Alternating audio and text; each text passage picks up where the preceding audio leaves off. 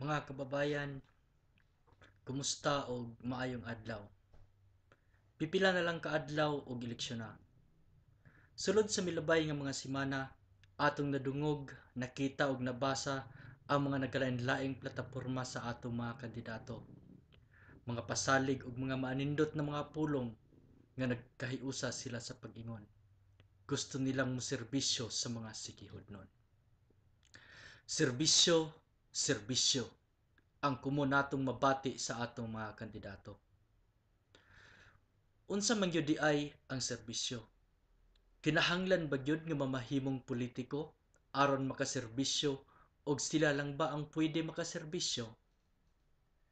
Siguro sa mga matarong nga tigdumala, dili lalim ang pagpangalagad og panerbisyo tungod kay usahay ginabiliwala lang kini sa mga tawo o ginasaway lang sa mga kritiko.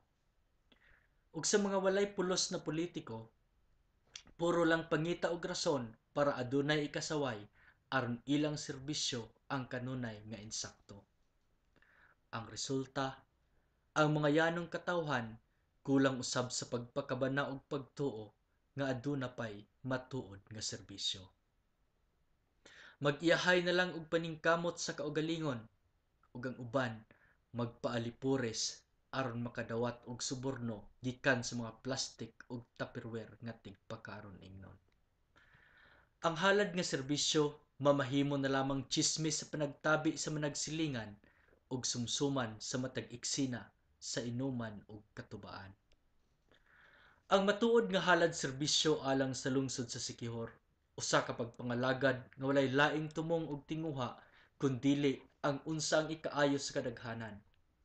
Walay personal na interest, walay kapalit ug walay hunong ang paningkamot. Mao kini ang gikinahanglan nga serbisyo aron taas ang atong paglupad pagkabot sa atong mga plano. Kay unsa man gyud ay ang atong mga plano? Unsaon nato sa pagserbisyo ug nganong kinahanglan nato kini nga buhaton? Usahay, ang atong mga lapad nga plano dili sigo sa gagmay ug paghuna-huna. Aron masigo, atong palapdan ang atong paghuna-huna, dili ang atong mga plano mo'y atong pagamyan. Ang matuod nalubong atong probinsya isip 5th class municipality ug nabiyaan kini itandi sa ubang kalungsuran. Ang atong mga masakiton mutabok pa og dagat aron mangita og maayong tambalanan. Ang atong mga lungsuranon kinahanglan pang manimpalad sa laing dapit aron magpaulipon. Ang atong mga kabataan mutabok pa aron mangitag unibersidad nga kaeskwelahan. Ang ubang pamilya mulawig pa aron mamalit sa dagkong tindahan ug mukaon sa dagkong restaurant. Pipila lamang kini nga dili unta angay natong masinatian. Dili kini handumanan. Kini ang atong suliran.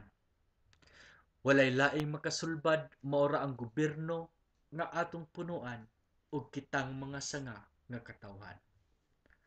Wala nagkulang ang atong isla nga mo'y gitamnan sa sanga ug punuan. Mga igsuon, abunda ang atong probinsya. Abunda ang atong isla. Abunda sa yuta, tubig, minerales ug uban pang panginahanglan alang sa kalambuan. Dili kini isla sa Pilipinas nga sa insik ug sama sa Sabah nga giilugan. Dili kini lungsod sa basura o sa baha nga sa uban gilangoy-langoyan. Ang atong pagkulang, ang panaghiusa, pagtinabangay ug insaktong halad serbisyo sa mga sanga ug punuan aron mangudlot og mamunga. Sa natad sa turismo, ang kanhi nadungog nga mamalaktol sigbinan ug hiluan karon nadungog na nga hanas nga tambalan.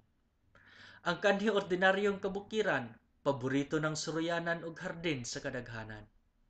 Ang atong mga langob, mga pino ug puting balas sa kadagatan, mga mabugnawng huyuhoy sa hangin, ang huni sa kalanggaman, giisip kining paraiso sa mga turistang lokal ug uban pang kanasuran. Sa natad sa agrikultura, Ana ang atong luna nga maayo sa pananom sama sa kupras, kamuting kahoy, mais, mangga ug uban pa. Halapad ang atong dagat nga abunda sa isda, kinhason ug uban pa.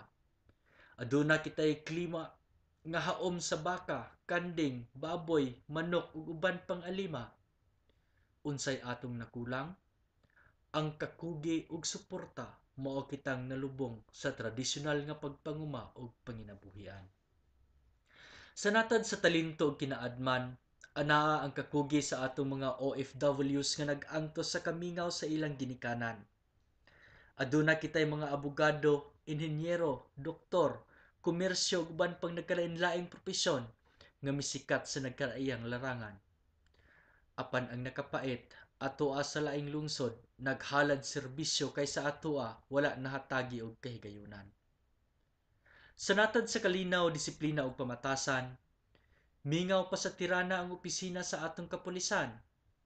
Ana ang atong mga karaang simbahan ug mga disiplinadong katawhan nga hugtanong nagtuo sa labang kagahuman.